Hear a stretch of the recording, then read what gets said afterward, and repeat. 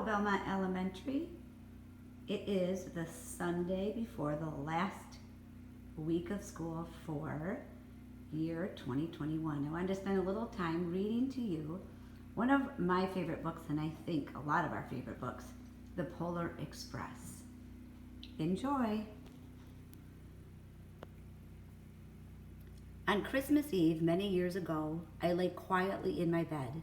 I did not rustle the sheets. I breathed slowly and silently.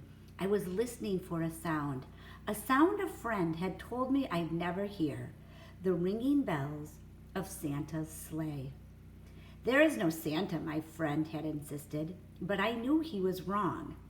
Late that night, I did hear sounds, though not of ringing bells. From outside came the sounds of hissing steam and squeaking metal. I looked through my window and saw a train standing perfectly still in front of my house.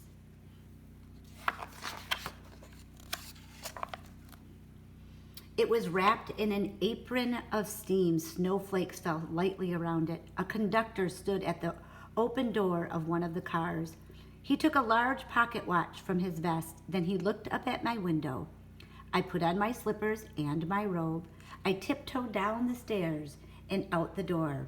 All aboard, the conductor cried out, and I ran up to him. Well, he said, are you coming? Where? I asked. Why, to the North Pole, of course, was his answer.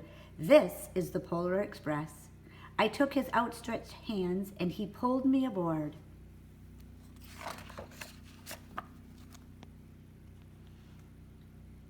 The train was filled with other children, all in their pajamas and nightgowns. We sang Christmas carols and ate candies with nougat centers as white as the snow. We drank hot cocoa, thick and rich as melted chocolate bars. Outside, the lights of towns and villages flickered in the distance as the Polar Express raced northward.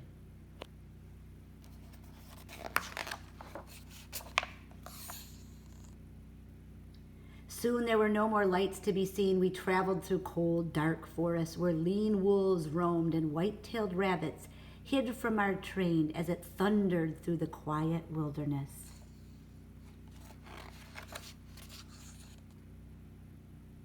We climbed mountains so high it seemed as if we would scrape the moon, but the Polar Express never slowed down. Faster and faster we ran along, rolling over peaks and through valleys like a car on a roller coaster.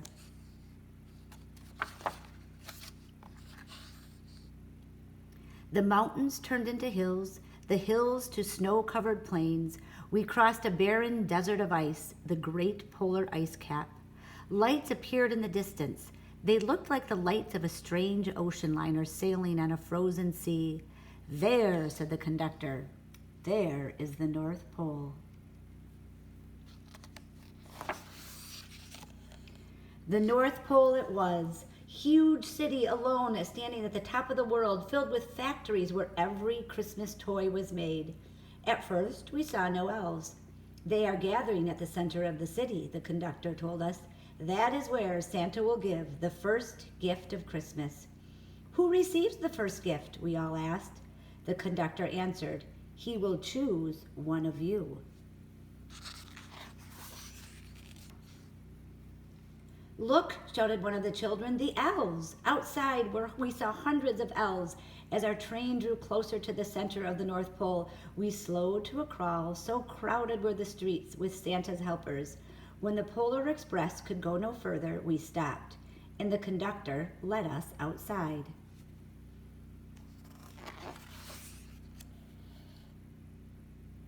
We pressed through the crowd to the edge of a large open circle. In front of us stood Santa's sleigh. The reindeer were excited. They pranced and paced, ringing the silver sleigh bells that hung from their harnesses. It was a magical sound, like nothing I'd ever heard. Across the circle, the elves moved apart and Santa Claus appeared, and the elves cheered wildly. He marched over to us and pointing to me, he said, let's have that fellow here. And he jumped into his sleigh. And the conductor handed me up. I sat on Santa's knee, and he asked, now, what would you like for Christmas?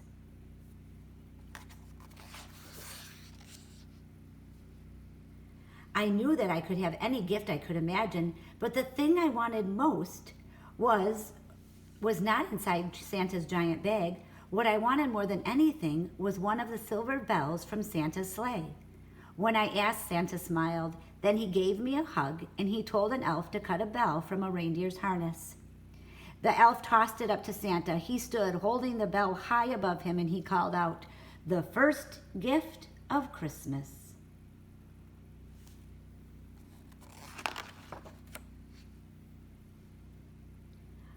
A clock struck midnight. As the elves roared their approval, Santa handed the bell to me, and I put it in my bathrobe pocket. The conductor helped me down from the sleigh. Santa shouted out the reindeers' names and cracked his whip. His team charged forward and climbed into the air. Santa circled once above us and then disappeared into the cold, dark, polar sky.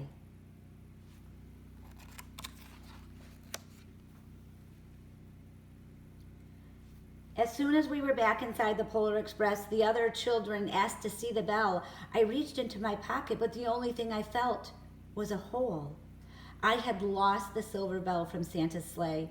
"Let's hurry outside and look for it," one of the children said. But the train gave a sudden lurch and started moving. We were on our way home.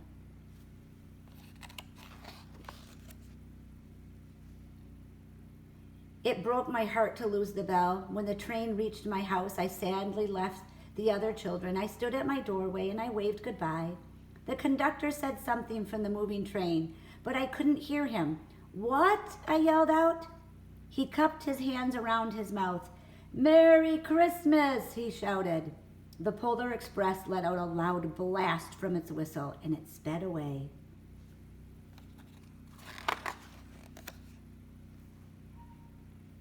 On Christmas morning, my little sister Sarah and I opened our presents.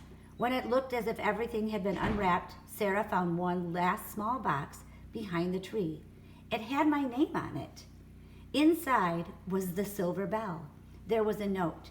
"Found this on the seat of my sleigh. Fix that hole in your pocket. Signed, Mr. C." I shook the bell. It made the most beautiful sound my sister and I had ever heard. My mother said, "Oh, that's too bad." "Yes," my father said, "it's broken."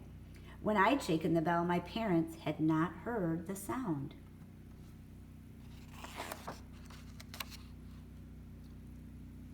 At one time, most of my friends could hear the bell, but as the years passed, it felt silent for some. Even Sarah found one Christmas that she could no longer hear its sweet sound. Though I've grown old, the bell still rings for me as it does for all who truly believe.